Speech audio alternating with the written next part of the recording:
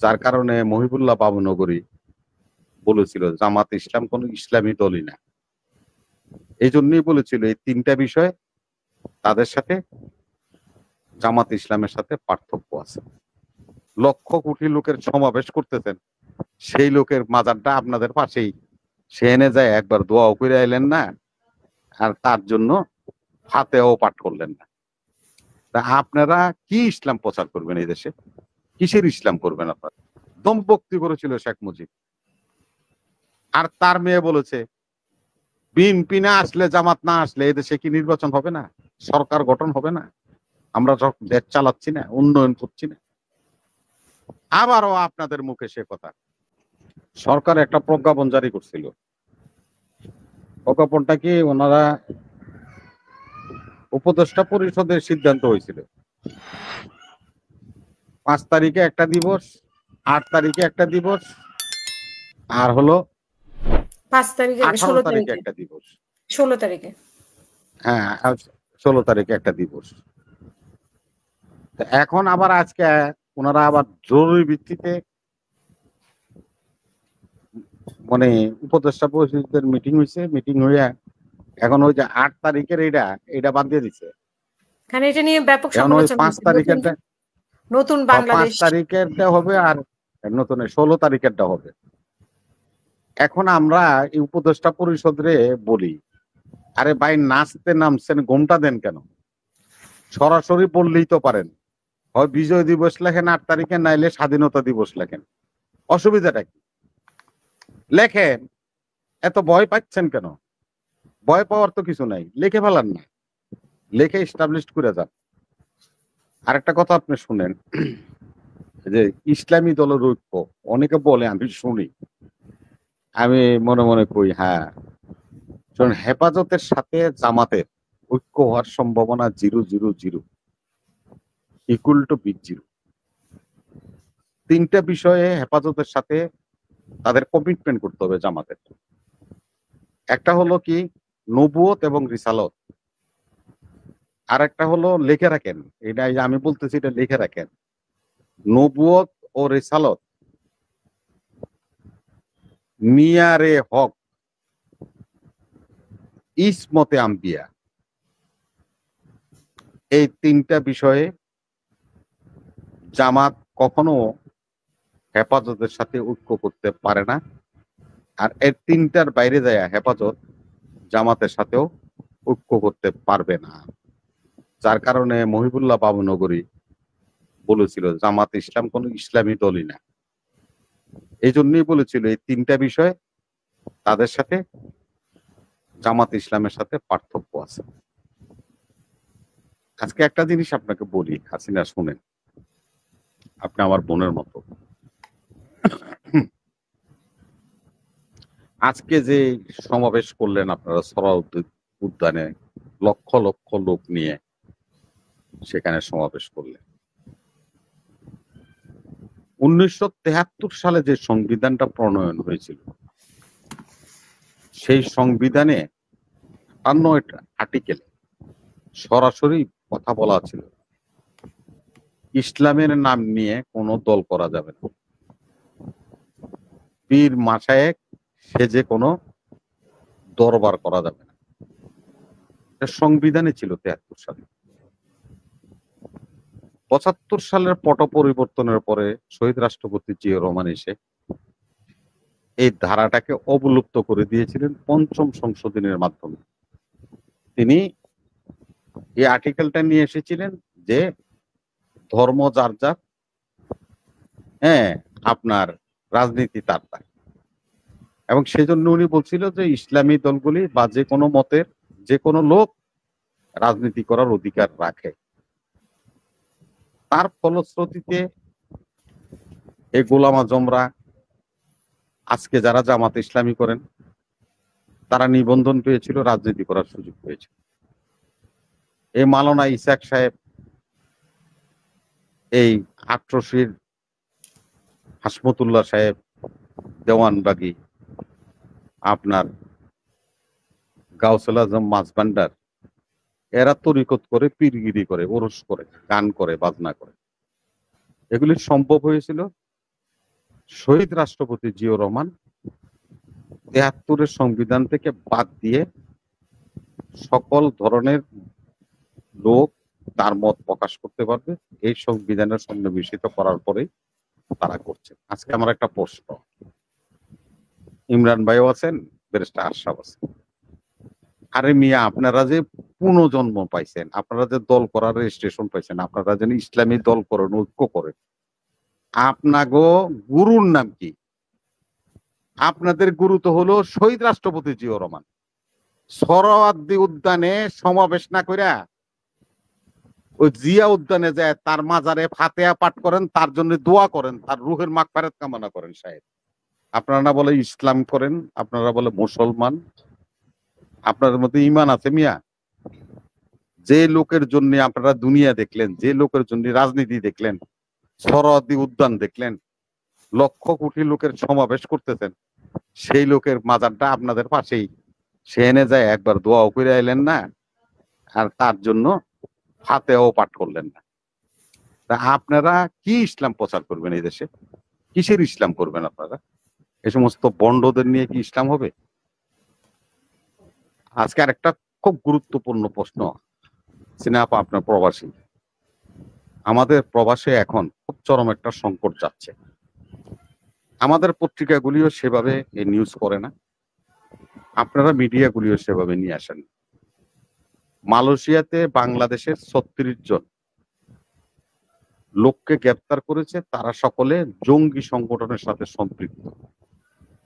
Malaysia সরকার জঙ্গি সংগঠনের সাথে সম্পৃক্ত বলে 36 জন বাংলাদেশের নাগরিককে গ্রেপ্তার করেছে।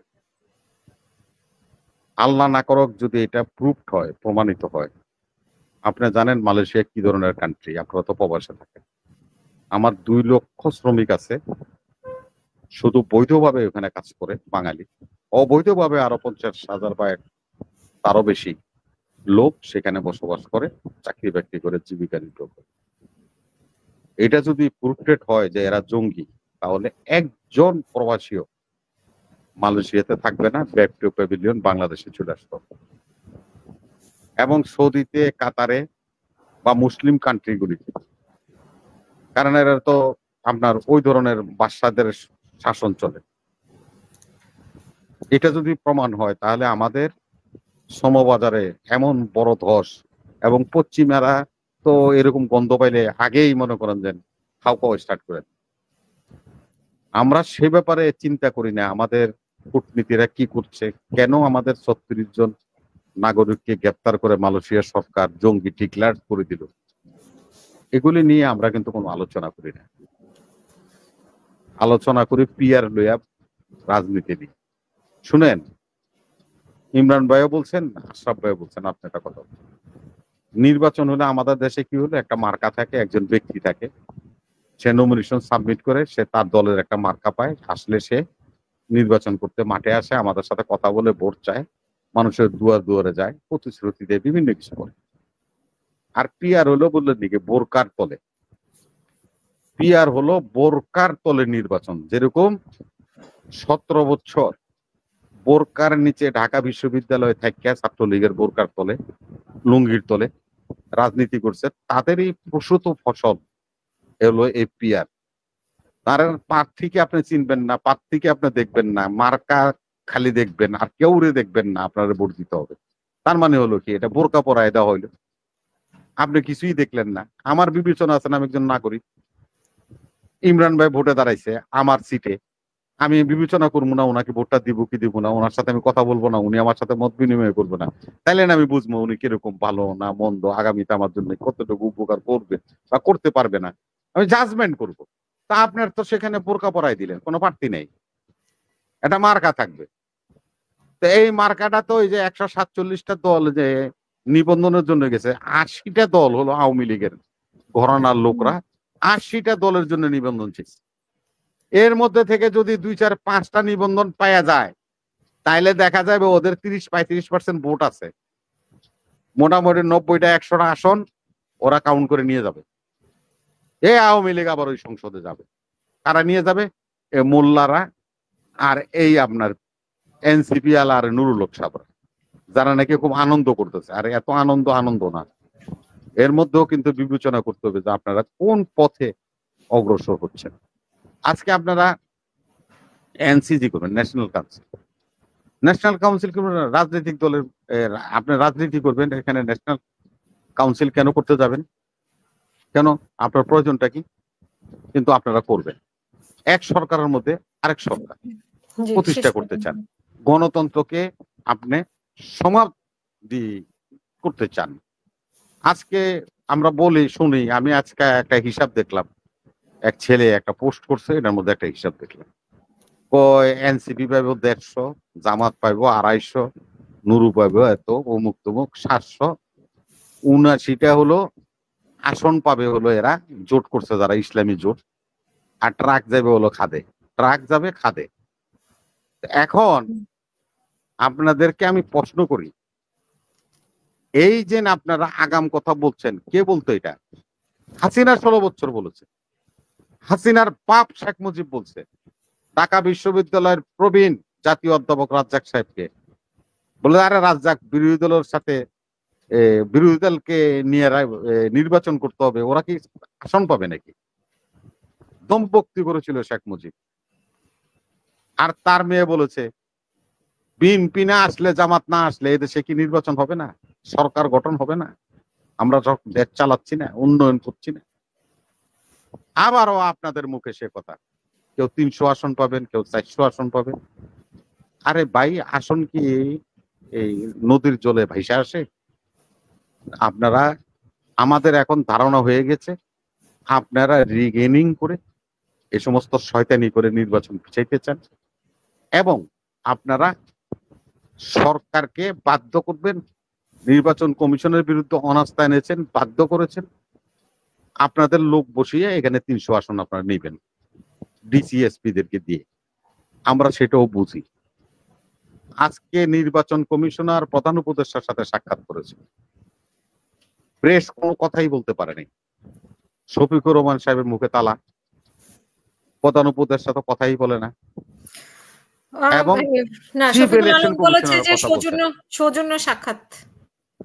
1.5 ঘন্টা যদি সৌজন্য সাক্ষাৎ হয়, তাহলে তো আর আমার বলার কিছু নাই।